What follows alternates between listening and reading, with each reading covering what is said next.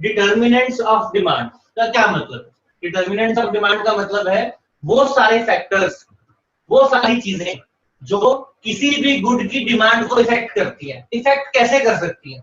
Effect ऐसे कर सकती है, या तो डिमांड को बढ़ा सकती है या तो डिमांड को कम कर सकती है। इन्हीं दो तरीके से इफेक्ट कर सकती है। तो हम वो सारे फैक्टर्स और डिटर्मिनेंट्स एक किस्म से सिनोनिम वर्ड्स हैं। तो factors of demand, factors affecting demand और डिटर्मिनेंट्स ऑफ डिमांड मींस वो सारी चीजें, वो सारे फैक्टर्स जो किसी भी प्रोडक्ट की डिमांड को या तो बढ़ा सकते हैं या तो घटा सकते हैं, मींस किसी ना किसी वे में उस पर इंपैक्ट डालते हैं। वो सारे ही फैक्टर्स हम आज डिस्कस करेंगे। अब डिटर्मिनेंट्स ऑफ डिमांड और एक चीज होती है डिमांड फंक्शन। अब डिमांड फंक्शन को लिखते कैसे हैं? देखो, demand of a commodity x is a f means function is a function of price of tx, tr, y, t and e। अच्छा, इनके आगे डिटेल हम बाद में करते हैं, पहले इस ऐसे लिखते हैं तो बोलेंगे डिमांड फंक्शन।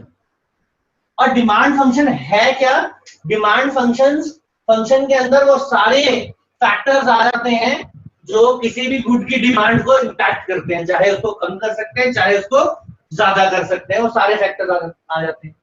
अच्छा, अब ये जो आपका डिमांड फंक्शन है, ये वाला, ये तो है इंडिविजुअल डिमांड फंक्शन, ये तो है इंडिविजुअल डिमांड फंक्शन। और ऐसे ही मार्केट डिमांड फंक्शन भी होता है। तो जो मार्केट डिमांड फंक्शन होता है आपका, वो हम इसके बाद डिस्कस करेंगे।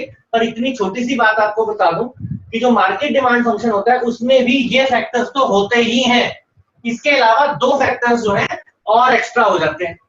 तो पहले हम इंडिविजुअल डिमांड फंक्शन डिस्कस कर लेंगे, उसके बाद हम मार्केट डिमांड फंक्शन पे आएंगे और एक एक करके इन फैक्टर्स को हम डिस्कस करते हैं। पहले इनका ये जो एब्रिविएशंस है, इनका फुल फॉर्म क्या होता है, एग्जैक्ट मीनिंग क्या होता है। P of x, px means price of the good, उसी गुड का प्राइस। फिर प्राइस ऑफ रिलेटेड गुड्स, अब ये क्या होती है रिलेटेड गुड्स, जब डिटेल में अभी कराता हूं मैं आपको तो बताऊंगा। फिर आ गया आपका इनकम ऑफ द कंज्यूमर, और इनकम ऑफ द कंज्यूमर के बाद आ गई टेस्ट एंड प्रेफरेंस, और टेस्ट और प्रेफरेंस के बाद आ गई फ्यूचर एक्सपेक्टेशंस, कि फ्यूचर की एक्सपेक्टेशंस क्या है गुड को लेकर के। अब एक एक करके हमने डिस्कस करना इन सारे फैक्टर्स को। तो हम यहाँ रिवर्स से शुरू करते हैं, वापस शुरू करते हैं। पहला करते हैं ये फ्यूचर एक्सपेक्टेशंस। अब ये फ्यूचर एक्सपेक्टेशंस क्या है?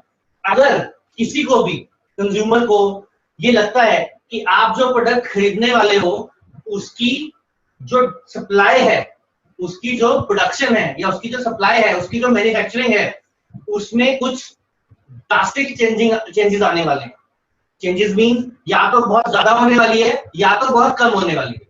अच्छा, सप्लाई अगर बहुत ज्यादा हो जाएगी तो उससे आपको फर्क नहीं पड़ेगा, वो तो बेटर है आपके लिए।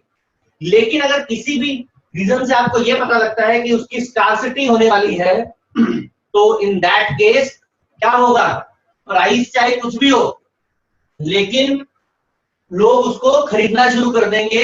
फ्यूचर एक्सपेक्टेशंस क्या है? गुड की स्कार्सिटी होने वाली है, गुड की कमी होने वाली है, तो अब जो है लोग उसको खरीद करके स्टॉक कर लेंगे अपने पास।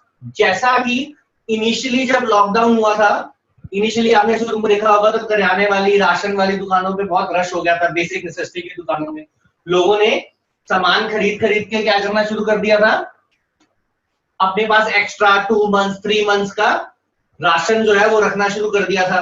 बिकॉज ऐसा था कि हो सकता है लॉकडाउन हो जाएगा तो कुछ खुले ही ना, ऐसे बहुत सारे र्यूमर्स थे। ठीक है, बट एक आपने अपनी लाइफ में जो एग्जैक्ट इसका एग्जांपल देखा वो कोविड-19 के स्टार्टिंग में देखा। उसके बाद भी वो 1-2 महीने तक रहा।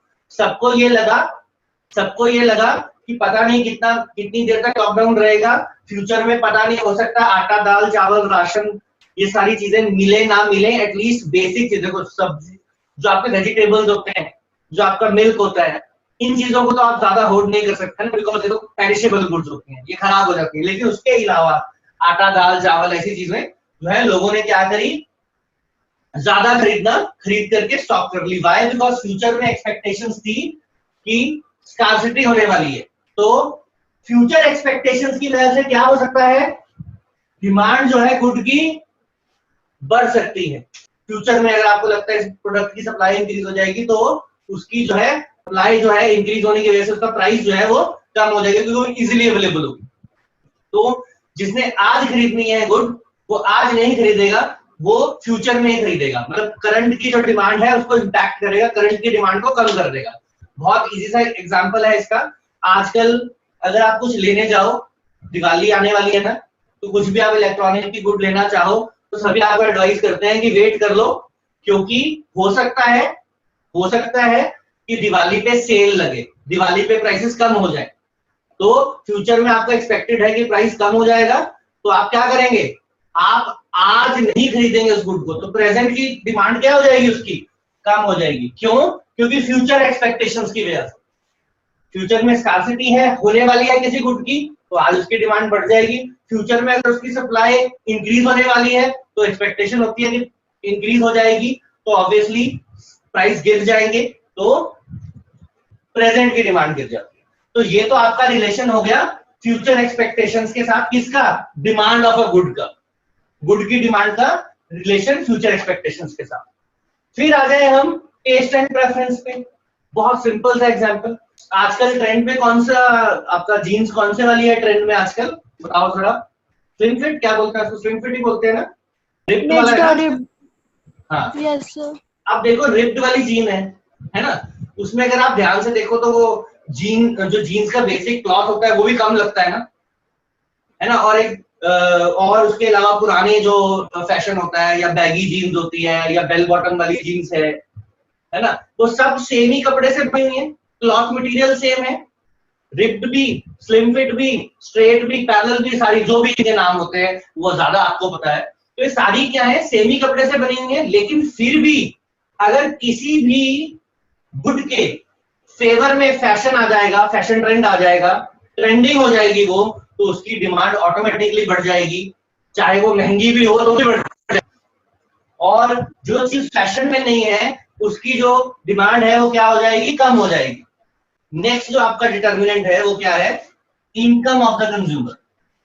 अब इनकम ऑफ द कंज्यूमर जो है, अब इनकम ऑफ द कंज्यूमर से कैसा इफेक्ट होता है, वाई मीन्स इनकम। अब या तो कंज्यूमर की इनकम, हम कंज्यूमर हैं, या तो हमारी इनकम बढ़ सकती है, या तो हमारी इनकम घट सकती है। या तो हमारी इनकम जो है वो बढ़ सकती है पहले के मुकाबले, या क्या हो सकता है, पहले के कंपैरिजन में वो क्या हो सकती है, कम हो सकती है।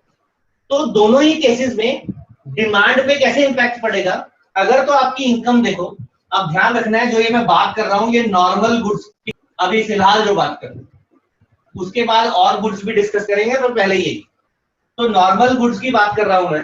तो इनकम अगर कंज्यूमर की बढ़ जाएगी, आपकी इनकम बढ़ जाएगी, तो ऑब्वियसली डिमांड ऑफ गुड्स भी इंक्रीज हो जाएगी। और अगर आपकी इनकम कम हो जाएगी तो डिमांड ऑफ गुड्स भी कंपैरेटिवली कम हो जाएगी। इनकम बढ़ गई, आपका सोर्स ऑफ इनकम बढ़ गया, you have now more money, तो you can buy more of the goods. लेकिन वाइसा वर्सा, अगर इनकम आपकी कम हो जाएगी तो आपकी जो परचेजिंग पावर है वो भी कम हो जाएगी, तो पैसे कम हो गए, तो उस वजह से आपकी डिमांड भी कम हो जाएगी। ऐसा किसके लिए, नॉर्मल गुड्स के लिए तो ऐसा ही होता है। नॉर्मल गुड्स क्या होती हैं, जिनको आप नॉर्मल मानते हो और अपने स्टैंडर्ड का मानते हो, और नॉर्मल मींस जो एक प्रॉपर स्टैंडर्ड की होती हैं, दे आर नॉट इंफीरियर, वो घटिया क्वालिटी की नहीं होती, फिर क्वालिटी इज स्टैंडर्डाइज, उसको हम कहेंगे नॉर्मल गुड्स। तो नॉर्मल गुड्स में क्या रहेगा, इनकम बढ़ेगी तो डिमांड भी बढ़ जाएगी, इनकम घटेगी तो डिमांड भी घट जाएगी। कौन सा इफेक्ट हो गया, पॉजिटिव इफेक्ट। कौन सा रिलेशन हो गया, पॉजिटिव रिलेशन। पॉजिटिव रिलेशन को और क्या बोलते हैं, डायरेक्ट रिलेशन। ये क्या है, पॉजिटिव रिलेशन है। Why, because both are moving in same direction.